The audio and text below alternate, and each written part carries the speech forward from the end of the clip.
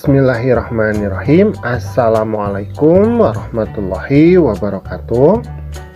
Pada kesempatan kali ini kita akan belajar di kelas 6, pelajaran yang pertama, yaitu indahnya saling menghormati. Adapun submateri yang akan kita bahas adalah sekilas pengenalan mengenai Quran Surat Al-Kafirun.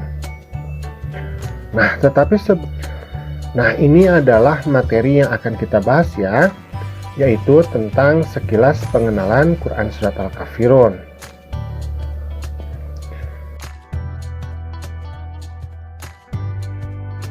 Nah, Surat Al-Kafirun ini adalah surat yang ke-109 di dalam Al-Quran. Jumlah ayat dari Surat Al-Kafirun ini 6 ayat. Surat Al-Kafirun ini tergolong kepada surat Makkiyah atau surat yang diturunkan di kota Mekah.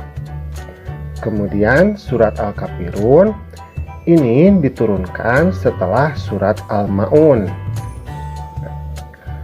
Nah, bagaimana latar belakang dari turunnya surat Al-Kafirun atau bisa kita sebut sebagai asbabun nuzul dari surat Al-Kafirun? Nah, pada suatu ketika Nabi Muhammad menyebarkan ajaran Islam kepada kaum kafir Quraisy, maka muncul kegelisahan di antara kaum kafir Quraisy. Kemudian mereka membujuk kepada Nabi Muhammad, "Wahai Muhammad, kami menyediakan ini hanya untuk kamu. Tetapi ada satu syarat, kamu jangan pernah mencaci maki Tuhan kami."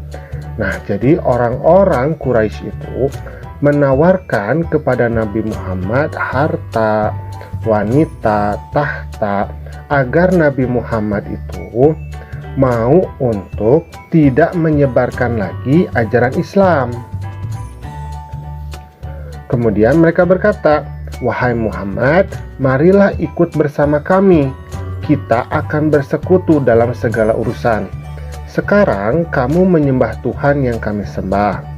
Besok kami akan menyembah Tuhan yang kamu sembah. Kita akan bergantian."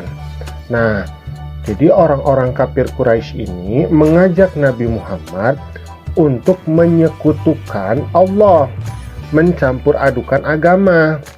Jadi mereka itu mengajak Nabi Muhammad untuk beribadah, menyembah berhala di satu waktu, kemudian menyembah Allah di satu waktu. Padahal dalam Islam menyekutukan Allah itu adalah dosa yang sangat besar. Agama Islam tidak boleh dicampur adukan dengan kepercayaan atau agama yang lainnya. Maka kemudian Nabi Muhammad pun berkata, "Lakum dinukum waliyadin," yang artinya untukmu agamamu dan untukku agamaku. Jadi dalam Islam itu jelas ya, bahwa kita tidak boleh mencampur adukan keyakinan dalam hal keagamaan. Tetapi kalau dalam hal kemasyarakatan dan sosial itu tidak jadi masalah. Kita boleh bertoleransi dengan orang yang tidak seakidah atau seagama dengan kita. Misalkan berjualan, atau misalkan dalam pariwisata, bertetangga, itu tidak jadi masalah.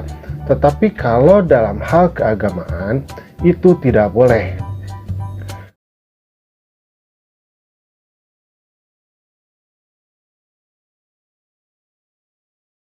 Nah, alhamdulillah, pembelajaran kita pada kesempatan kali ini sudah selesai. Semoga kita selalu terjaga dalam keimanan dan ketakwaan kepada Allah Subhanahu wa Ta'ala. Assalamualaikum.